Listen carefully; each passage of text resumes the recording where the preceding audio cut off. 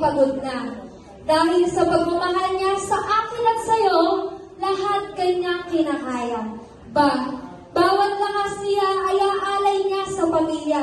Bawat oras iniisip ka niya.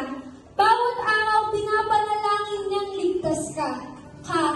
Kahit sarili niya ay nakakalimutan niya na upang maibigay lang niya ang best niya.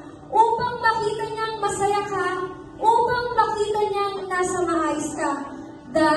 Dalangin niya sa bawat hakbang mo'y magtagumpay ka. Subalit minsan sa lakbayan natin, nalilimutan natin sila.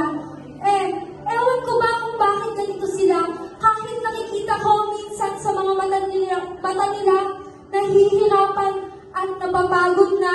Kapag tayong mga anak o mahal sa buhay ang lumapit sa kanila, nagkakaroon sila ng lakas na akala mo'y agila. Ganda nila hindi kukumpas dahil magmumula ito sa kanilang pusong wagas.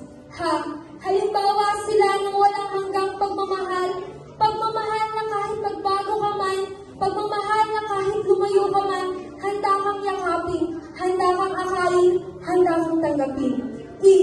Ilaw sila ng tahanan na kung dumating man ang dilim sa buhay natin, liwanag nila ay nagniningning at nagsisilbing gabay natin. Lakbayin mo may malayo kahit nirarayo man na, sasamahan ka nila upang masiguradong nasa tamang landas ka. May sarili silang paraan ng pagdidisiplina. May sarili silang paraan ng pagmamahal. Kaya salamat po na naging inspirasyon namin kayo, na naging lakas namin kayo, na nagagamit namin ang mga aral nyo sa bawat hamon ng buhay dito sa mundo. Ngayon, hayaan nyo kami naman ang magparamdam ng kahalagahan ninyo. Okay sarap makita ang ngiti sa inyong mga labi. Ngiti ng pag-asa, ngiti ng masasayang alaala. Para sa amin kayo'y higit pa sa diamante at ginto, dahil ang Diyos sa amin kayo'y diniregalo. Rason kayo upang makita namin na napakabuti ng Diyos sa amin. Dahil binigyan kami ng katulad ninyo. Sa bawat oras na kasama namin kayo, hayaan niyong pahalagahan namin ito.